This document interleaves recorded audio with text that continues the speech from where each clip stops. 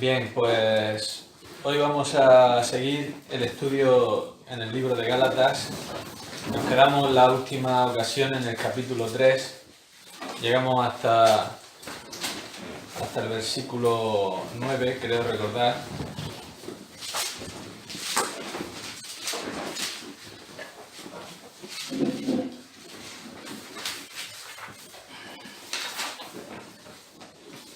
Venimos tratando en todo este capítulo acerca de la justificación por la fe, cómo los falsos maestros que habían entrado en las iglesias de Galacia habían impuesto un ritualismo y una necesidad de cumplir con las ordenanzas de la ley para poder o bien ser salvo o bien perfeccionar la salvación. O sea, eran necesarias también estas ordenanzas para la santificación. En los primeros versículos, Pablo, de una forma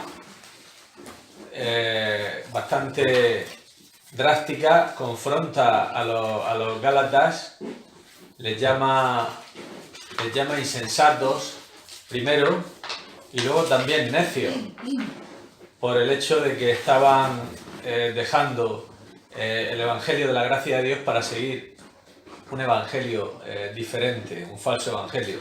Todo lo que no sea la gracia de Dios es otro evangelio.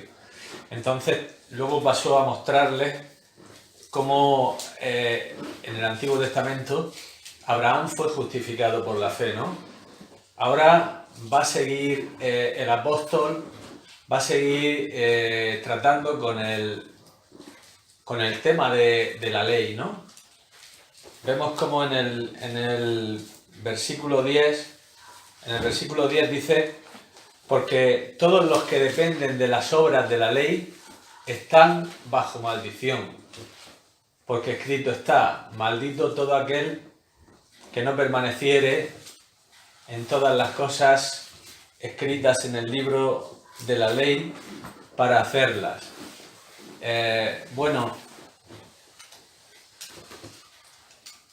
La ley, lejos de traer bendición a los hombres, lo que traía era maldición, porque el hombre no podía cumplir la ley, no porque la ley fuera mala en sí misma, como veremos que no lo es. La ley es santa, como dice Pablo en Romanos 7, la ley es santa, es justa, es buena, pero yo soy carnal, vendido al pecado, como dice Pablo. Entonces es una imposibilidad para el hombre el poder cumplir las ordenanzas de la ley, ¿no?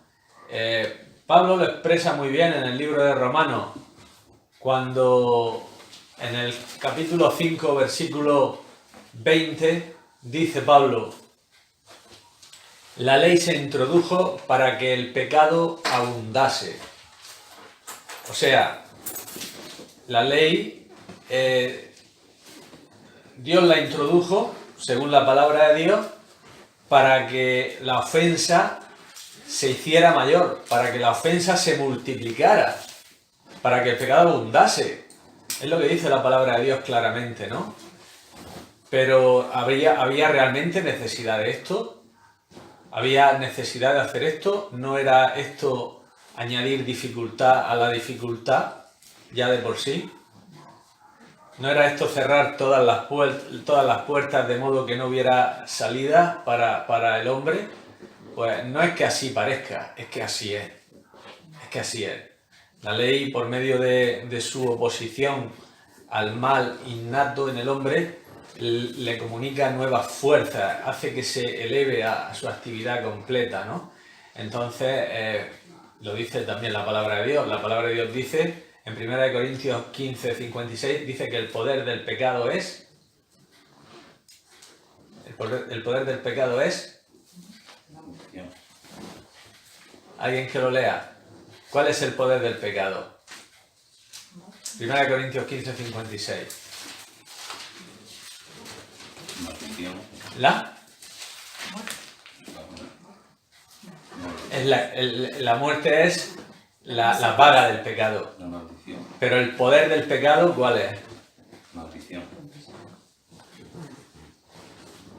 Lo dice. La ley. ¿Cuál es? La ley. La ley, lo dice ahí, ¿no?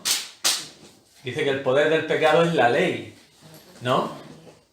Esto es realmente lo que al pecado le da ocasión de que lo que hemos dicho, ¿no? De que se eleve a su actividad completa, le comunica nuevas fuerzas y de alguna forma cierra al hombre todas las puertas para que no tenga ninguna salida que no sea la salida dispuesta por Dios, ¿no? Si esto solo hubiera sido el propósito de la ley, pues realmente hubiera sido un desastre, ¿no? Porque un ministerio de condenación y de maldición para el hombre, pues realmente esto no lo ayuda, ¿no? Pero la ley vino con un propósito temporal. La ley vino, como hemos dicho, para que se hiciera desesperada la condición del hombre y que el hombre pudiera acudir a Cristo. Que el hombre pudiera clamar por un Salvador y ese Salvador es Cristo. Entonces, por eso dice, la ley se introdujo para que el pecado abundase, mas cuando el pecado abundó, sobreabundó la gracia, ¿no? Entonces, este es el propósito de la ley, es comunicarle al pecado nueva energía para que el hombre pueda acudir a Dios. Por eso dice Pablo en 1 Corintios 15:56 que el poder del pecado es la ley. La ley, lo vuelvo a decir en el capítulo 7 de Romanos, dice el pecado tomando ocasión por el mandamiento, produjo en mí toda codicia, para que por el mandamiento el pecado llegase a ser sobremanera pecaminoso. Entonces este es el propósito de la ley, es de alguna forma hacer que el pecado abunde, hacer que el pecado se manifieste en toda su maldad, en toda su oposición a Dios, y entonces está ahí la simiente de Abraham, que es Cristo, a quien fue hecha la promesa. La ley no es para cumplirla un día o un mes o un tiempo y para cumplir solo una parte. La ley tiene que ser cumplida todo, la ley es una unidad, permanece como una unidad. Entonces, la ley es para ser cumplida perfectamente siempre. Dice Santiago en su epístola que cualquiera que guardare toda la ley, pero ofendiere en un solo punto, se hace culpable de todos, ¿no? Entonces, la ley, como digo, lejos de traer bendición, lo que cierra es todo bajo pecado para que la promesa que es por la fe en Jesucristo fuera dada y solamente hubiera una puerta de salida. Solamente hay una puerta de salida de esa maldición, de la maldición de la ley. Esa puerta es Cristo. Él lo dijo con sus propias palabras. Yo soy la puerta. El que por mí entrare será salvo. Y entrará y saldrá y hallará pasto. Entonces, por medio de la puerta obtenemos liberación de la maldición de la ley. Luego continúa diciendo Pablo en el versículo 11, dice, y que por la ley ninguno se justifica para con Dios es evidente, porque el justo por la fe vivirá. Nuevamente vuelve Pablo a refutar a los falsos maestros con el Antiguo Testamento. Ahora da una cita del profeta Habacuc. Esta cita del justo por la fe vivirá es del profeta Habacuc. No hay ninguna justificación delante de Dios que esté basado en el mérito humano. Toda justificación delante de Dios siempre es por la fe. Esta cita es del Antiguo Testamento. Y en el Nuevo Testamento este pasaje de Habacuc se vuelve a citar hasta 3 veces. Romanos, en Gálatas y en Hebreos. Vuelve a citar 3 veces nuevamente que el justo por la fe vivirá. Esta oferta de la vida eterna por medio de la fe sola no solamente hace posible la salvación de los gentiles en el tiempo en que Israel como nación está disperso, sino que también hace posible la existencia de un remanente fiel de Israel en ese tiempo cuando ellos se encuentran en incredulidad, en ceguera y se encuentran desprovistos del sacerdocio y del templo e incapaces consecuentemente de poder cumplir con las ordenanzas de la ley. Así es Jehová, debido a su gobierno disciplinario, Él expulsa a Israel de la tierra de Palestina y ellos quedan en ceguera y en incredulidad.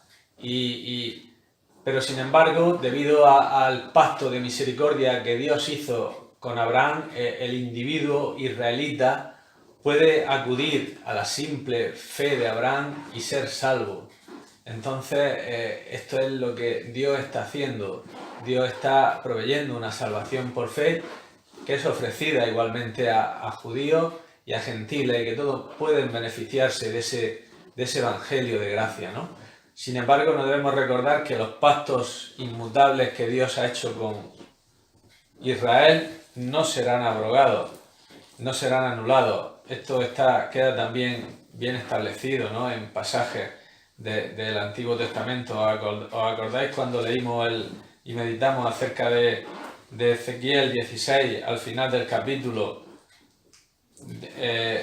cuando decía en el versículo 59, Ezequiel 16, 59, dice: pero más ha dicho Jehová el Señor, ¿haré yo contigo como tú hiciste, que menospreciaste el juramento para invalidar el pacto?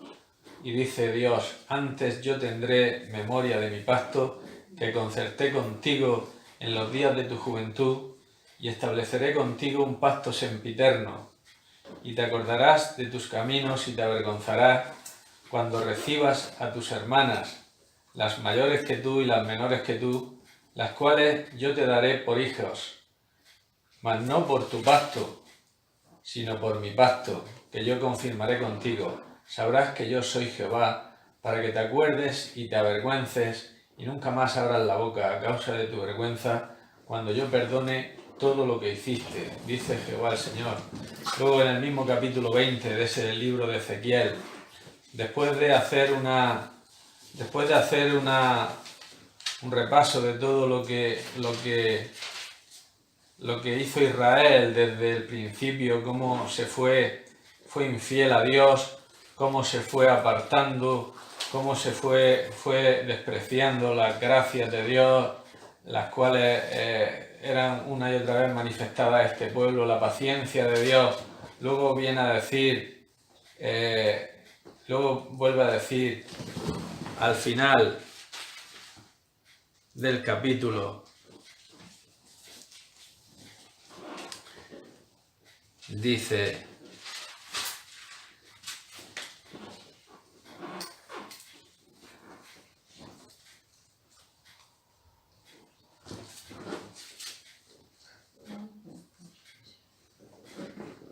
a partir del versículo 37, ¿no? Qué tremendo es esto. Le dice Dios a Israel: os haré pasar bajo mi vara y os haré entrar en los vínculos del pacto, y apartaré de entre vosotros a los rebeldes y a los que se rebelaron contra mí. De la tierra de sus peregrinaciones los sacaré, mas a la tierra de Israel no entrarán. Sabréis que yo soy Jehová. Y a vosotros, oh casa de Israel, así ha dicho Jehová el Señor: andad cada uno contra sus ídolos y servidles, si es que a mí no me obedecéis. Pero no profanéis más mi santo nombre con vuestras ofensas y con vuestros ídolos. Pero en mi santo monte, en el alto monte de Israel, dice Jehová el Señor, allí me servirá toda la casa de Israel, toda ella en la tierra. Allí los aceptaré y allí demandaré vuestras ofrendas y las primicias de vuestros dones con todas vuestras cosas consagradas. Como incienso agradable os aceptaré cuando os haya sacado de entre los pueblos y os haya congregado de entre las tierras en que estáis esparcidos, y seré santificado en vosotros a los ojos de las naciones. Y sabréis que yo soy Jehová cuando os haya traído a la tierra de Israel, la tierra a la cual alcé mi mano, jurando que la daría a vuestros padres, Allí os acordaréis de vuestros caminos y de todos vuestros hechos, en que os contaminasteis, y os aborreceréis a vosotros mismos a causa de todos vuestros pecados que cometisteis. Sabréis que yo soy Jehová, cuando haga con vosotros por amor de mi nombre, no según vuestros caminos malos, ni según vuestras perversas obras, oh casa de Israel, dice Jehová el Señor. Bueno, este es el tema de todos los profetas, de todo. O sea, la restauración de este pueblo, no por gracia, por pura misericordia, dice, no por vosotros, dice Dios, no por lo que vosotros sois, porque sois perversos y os olvidáis de mí constantemente y me dejáis, sino por, como dice Romanos 11, irrevocables son los dones y el llamamiento de Dios. Y nos vuelve a decir el apóstol Pablo por inspiración divina, dice, en cuanto al Evangelio, son enemigos por causa de vosotros, dice, pero en cuanto a la elección, son amados por causa de los padres, ¿no?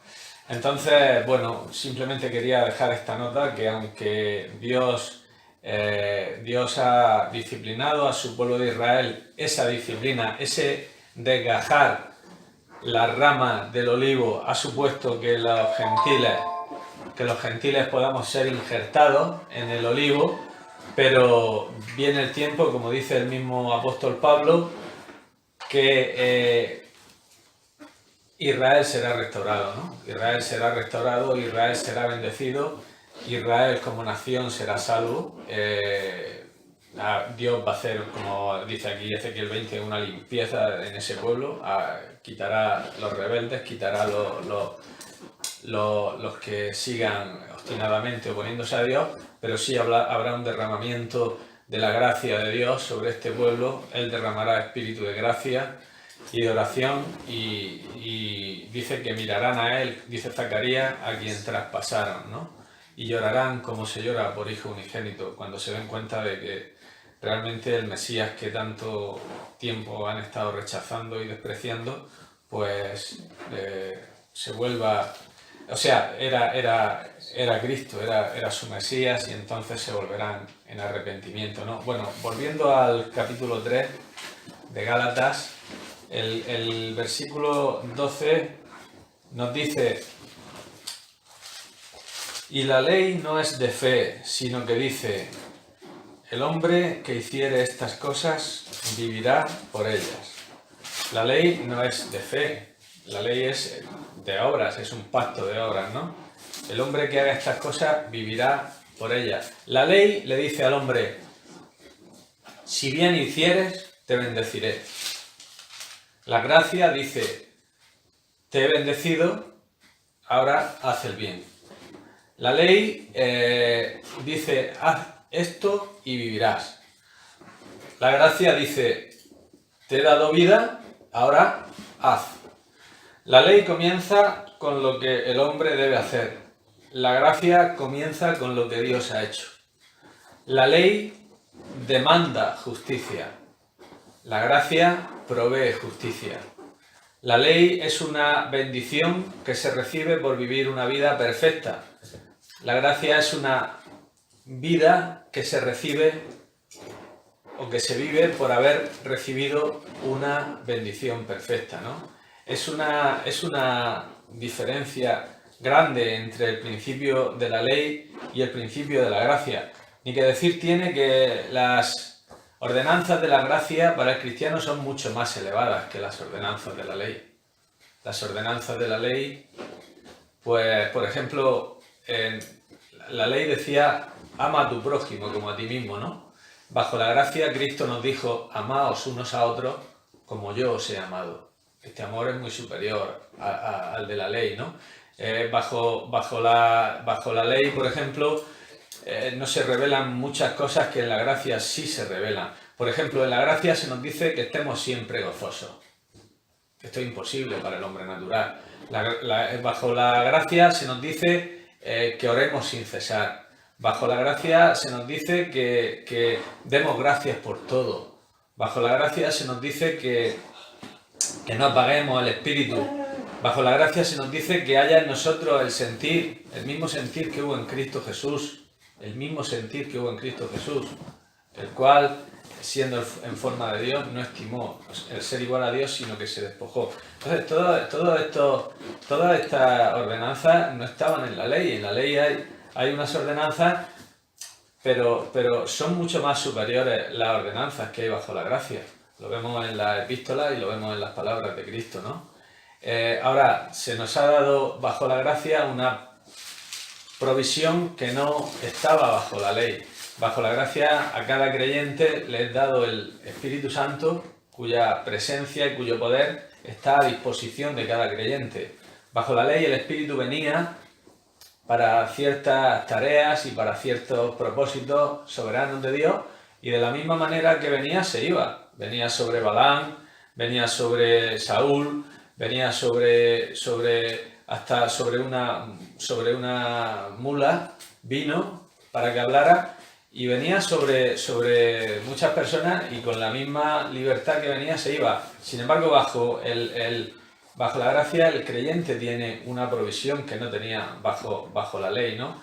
Cristo dijo justo la noche antes de su muerte, dice, yo rogaré al Padre, os dará otro Consolador para que esté con vosotros para siempre. Entonces la morada permanente del Espíritu Santo es una provisión bajo la gracia que bajo la ley no existía, ¿no? Entonces, bajo la gracia, cada creyente es morada del Espíritu Santo, como dice Pablo a los Corintios, ¿no? ¿O ignoráis que vuestro cuerpo es templo del Espíritu Santo, el cual está en vosotros, el cual tenéis de Dios y que no sois vuestros? Se lo está diciendo a una iglesia que 3 capítulos antes le había dicho que eran carnales, que estaban actuando como niños, habiendo disensiones y contiendas entre ellos, y Pablo les recuerda que el Espíritu Santo está morando en ellos y que son templos del Espíritu Santo, ¿no? Entonces, bajo la gracia, pues siempre, aunque es mayor el nivel de exigencia para nuestras vidas,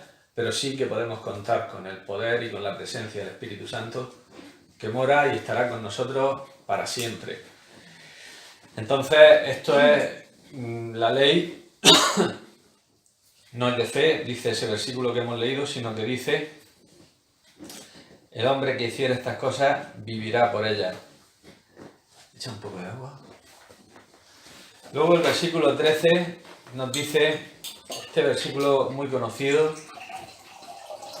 donde nos dice que Cristo nos redimió de la maldición de la ley, hecho por nosotros maldición, porque escrito está, maldito todo aquel que es colgado en un madero. Aquí en este versículo se nos revelan los pasos que se dieron para llevar a cabo nuestra redención.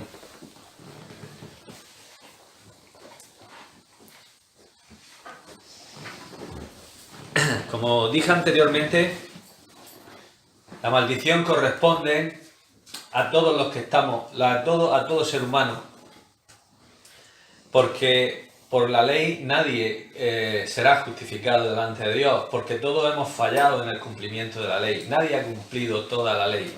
Hay quien no ha adulterado, pero ha codiciado. Hay quien no ha mentido, pero ha matado. Hay quien no ha deshonrado a Dios y no ha puesto a Dios en primer lugar, o hay quien ha codiciado. En fin, nadie ha podido. Entonces la maldición corresponde a todo ser humano que está bajo la ley, porque todos hemos fallado en el cumplimiento de la ley, todos excepto uno. Todos excepto uno, que fue Jesús. Jesús nació bajo la ley, pero no incurrió en la maldición de la ley, porque él fue el justo. Dice Pablo en su mensaje en Antioquía de Pisidia, en Hechos 13, que él fue el justo. Él les dice, vosotros matasteis al justo, al autor de la vida. Él fue el justo, no a los ojos de los hombres, que lo crucificaron como un blasfemo, sino ante los ojos de Dios, que lo resucitó de los muertos. Por lo tanto, estando él libre de la maldición de la ley, voluntariamente se sometió a la maldición de la ley para que nosotros que estábamos por herencia o por castigo bajo esa maldición pudiéramos ser liberados de esa maldición. Entonces, luego nos dice al final de ese versículo 13 que escrito está: maldito todo aquel que es colgado en un madero. Esto es una cita de Deuteronomio 21, 23. Deuteronomio 21 y 23. Dice: no dejarás que su cuerpo pase la noche sobre el madero, sin falta lo enterrarás el mismo día, porque maldito por Dios es el colgado, y no contaminarás tu tierra que Jehová tu Dios te da por heredad. Esto fue una profecía de la muerte en que había de padecer Cristo, la muerte de un maldito, de un maldecido. El maldito había que quitarlo. El que había sido colgado en el madero había de ser quitado antes de la noche para que la maldición no cayera sobre la tierra también. El que era colgado en un madero era un maldito. Entonces esta fue la muerte de Cristo, muerte de un maldito. Maldito por la ley. Él se sometió a la maldición. Esto era la ley, esto era ley, pura ley, que estaba dando aquí Dios por medio de Moisés.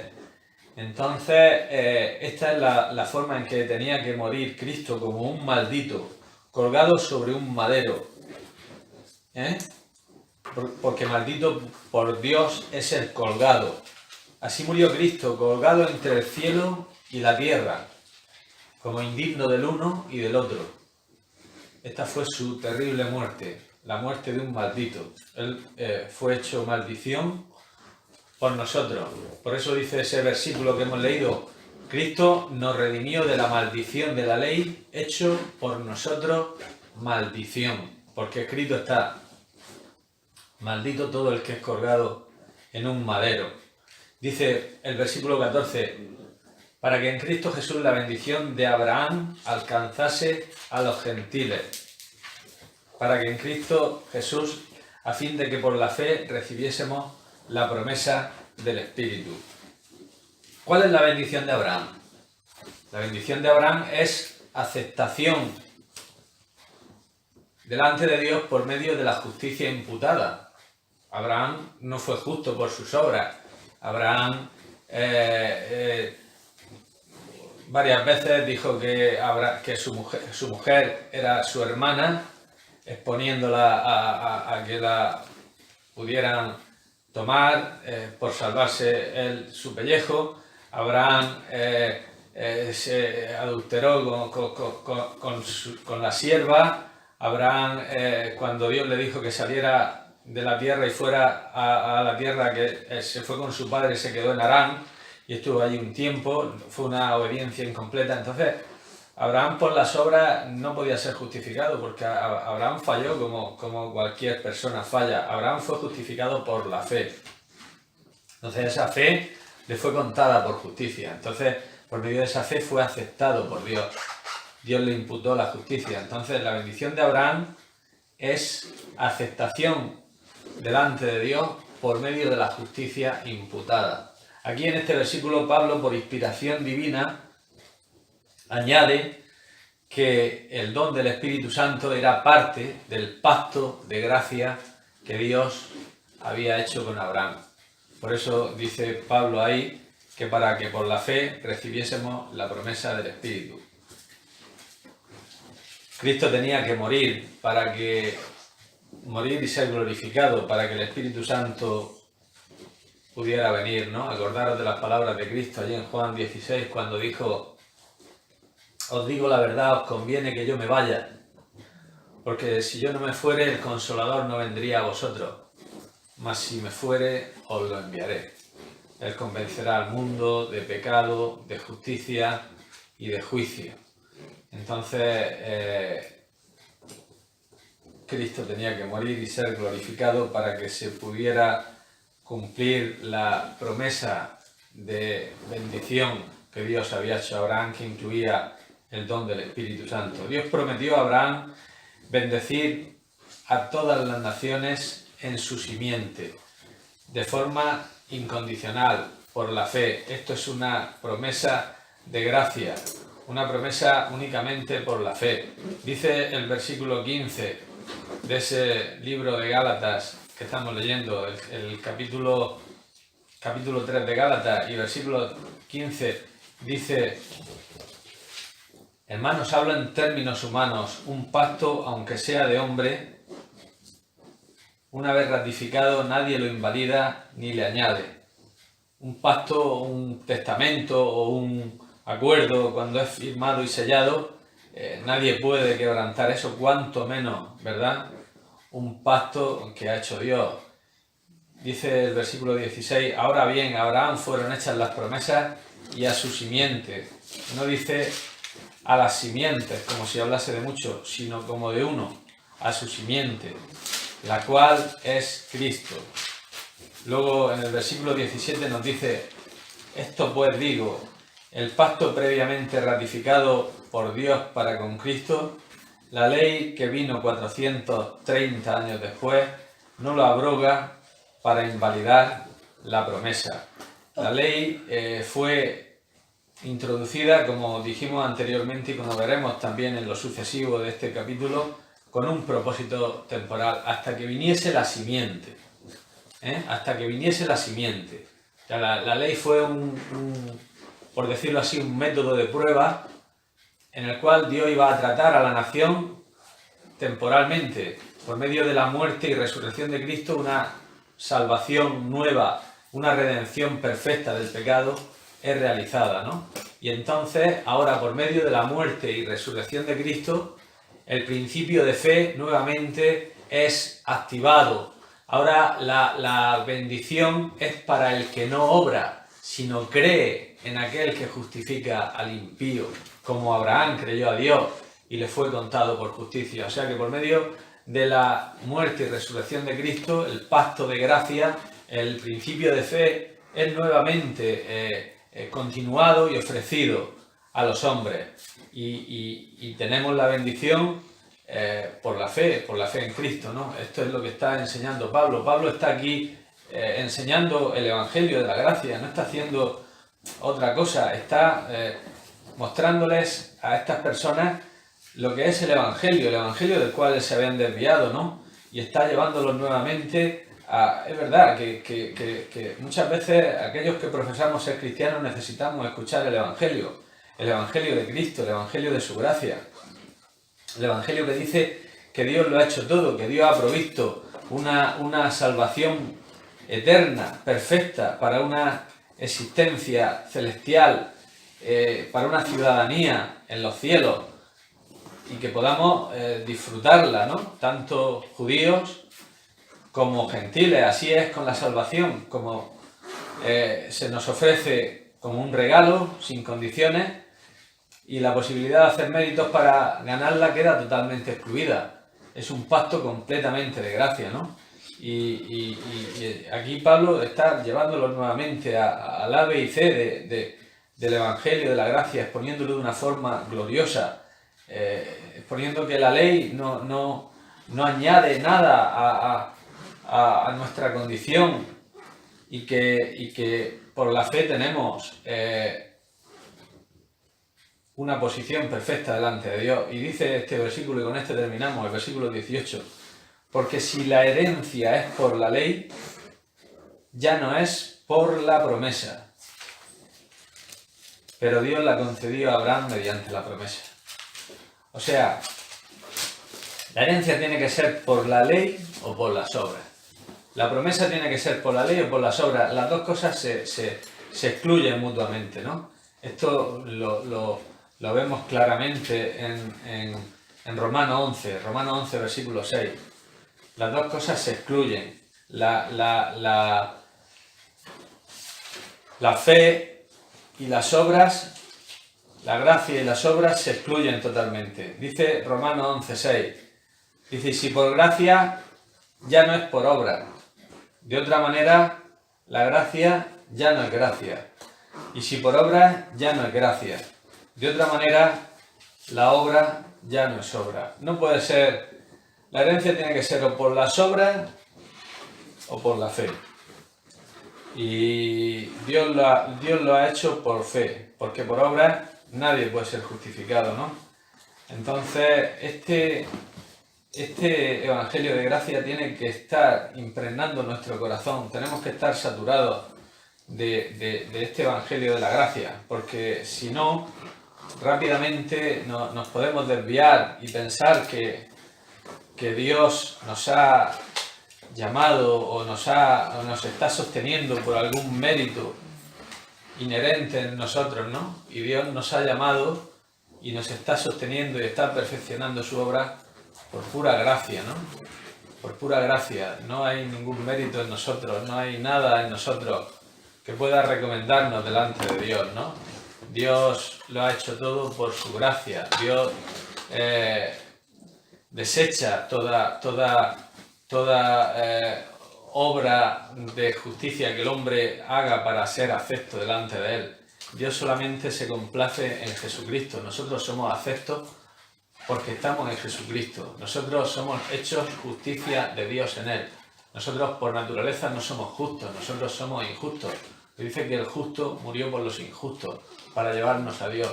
Nosotros por naturaleza no hay en nosotros justicia inherente, no hay en nosotros nada que pueda recomendarnos delante de Dios. Solamente la gracia de Dios nos ha escogido en Cristo, nos ha salvado, nos ha justificado y nos ha glorificado, porque nos ha colocado en Él. Entonces Dios nos ve a través de Cristo, Dios nos ve como parte de Él, por el hecho de estar en Cristo, de estar unidos a Él.